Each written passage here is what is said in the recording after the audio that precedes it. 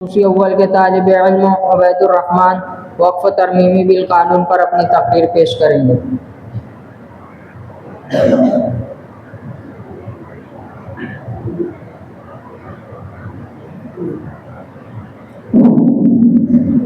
نحمده ونصلي على رسوله الكريم اما بعد فاعوذ بالله من الشيطان الرجيم بسم الله الرحمن الرحيم مثل الذين ينفقون اموالهم في سبيل الله كمثل حبة انبتت 7 سنابل في كل سنبلة 100 حبة والله يضاعف لمن يشاء والله واسع عليم وقال النبي صلى الله عليه وسلم لا نورث ما تركناه صدقة او كما قال رسول اللہ صلی اللہ علیہ وسلم۔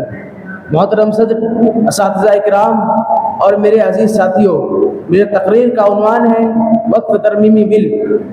اسلام میں نیکی اور خیراتی مقاصد کے لیے زمین، جائیداد اور مال وقف کرنا ایک بہت بڑا کار ثواب اور صدقہ جاریہ ہے۔ اس سے اللہ کی رضا اور خوشنودی حاصل ہوتی ہے۔ اس کا ثبوت خود عہد نبوی، عہد صحابہ، تابعین و تبع تابعین سے ملتا ہے۔ اس کے تسلسل سے پورے عالم اسلامی میں اور جملہ بلاد عربیہ نے اتنی جائیداد وقف کی کہ وقف کا ایک وسیع نظام قائم ہو گیا۔ بر صغیر ہند و پاک کے مسلمانوں نے بھی اپنے بڑی بڑی جائیداد وقف کی، جس سے ملت کے غریب مسلمانوں اور بے سہارا لوگوں کو فائدہ پہنچتا رہا۔ حکومتی سطح پر اس نظام کو مربوط کرنے کے لیے ایک مرحلہ وار قانون سازی کی گئی، مگر اس سے مقصد کی تکمیل نہ ہو سکی۔ آخر ہمارے بزرگوں نے ایک کامیاب دمدار وقف قانون نافذ کرایا، اگرچہ اس میں بھی چند خامیاں رہ گئی مگر اس سے مقصد کی تکمیل ہو سکی۔ اب ہندوتوا جماعتوں کا تسلط ہوا تو اس نے وقف کے موجودہ قانون کو زائل کرنے کا منصوبہ بنایا۔ ابھی پیچھے 8 اگست 2024 کو وقف ترمیمی بل کا مسودہ پارلیمنٹ میں پیش کیا۔ اس پر اپوزیشن پارٹیوں کی طرف سے سخت اور شدید رد عمل پیش کیا گیا۔ بالآخر یہ مشترکہ بل پارلیمانی کمیٹی کے حوالے کر دیا گیا۔ اس کا تحقیقی اور تنقیدی جائزہ لیا گیا اور اس نتیجے پر پہنچا گیا کہ یہ بل دستور ہند کی کئی دفعات سے اور آئین ہند اور واقف دونوں کے منشا کے قطعی خلاف ہے۔ اس سلسلے میں آل انڈیا مسلم پرسنل لا بورڈ، امارات شرعیہ، بہار، اڑیسہ، جھارکھنڈ کے ملی تنظیموں اور خانقاہوں کے سربراہوں کی معاونت سے پورے ملک میں اس بل کے خلاف تحریک چلائی جا رہی ہے تاکہ ملک کے باشندے صحیح صورتحال سے واقف ہو جائے۔ حضرات، اسلام میں ہندوستان میں اوقاف کی تاریخ اسی قدر قدیم ہے جس قدر مسلمان اور اسلام کی تاریخ قدیم ہے۔ ہندوستان میں اسلام کی آمد سے ہی مسلمانوں نے اپنی املاک کا وقف قائم کرنا شروع کر دیا تھا۔ آزاد ہندوستان میں پہلا وقف ایکٹ 1954 میں نافذ ہوا، جو بعد میں منسوخ کر دیا گیا۔ پھر کانگریس حکومت کے تحت دوسرا وقف ایکٹ نافذ ہوا۔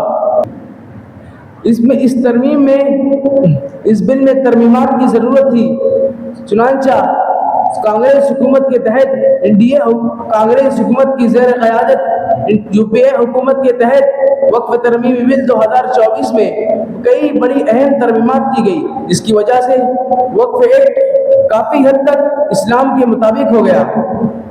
اس وقف بورڈ نے وقف قانون کو املاک کے حصول اور واجبی اختیارات فراہم کیے۔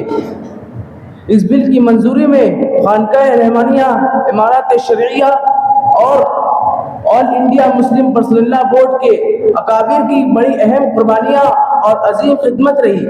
خصوصاً مفکر اسلام حضرت مولانا محمد ولی رحمانی صاحب رحمۃ اللہ علیہ نے اپنی ٹیم کے ساتھ اس کے لیے رات دن انتھک کوششیں کی اور مختلف مراحل سے گزر کر اس ایکٹ کو اس کے آخری انجام تک پہنچایا ہے۔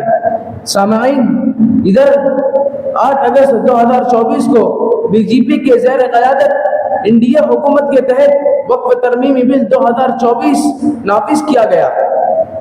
اس پر اپوزیشن کی طرف سے سخت اور شدید احتجاج کیا گیا۔ اس بل کے مسودے کے مطالعے سے پتہ چلتا ہے کہ یہ بل دستور ہند کی کئی دفعات سے متصادم ہے۔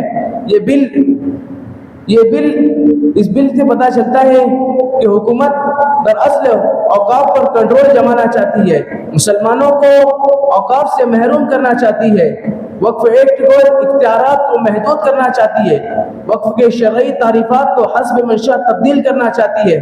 ظاہر ہے کہ یہ بل مسلمانوں کو کسی قیمت پر منظور نہیں، اس لیے جب تک اس بل کو واپس نہ لے لیا جائے اس کے خلاف مرحلہ در مرحلہ ہر قسم کی تحریک چلانا ضروری ہے۔ اللہ سے دعا ہے کہ اللہ تعالیٰ امت مسلمہ کو ہر شر سے محفوظ رکھے۔ وآخر دعوانا ان الحمد للہ رب العالمین۔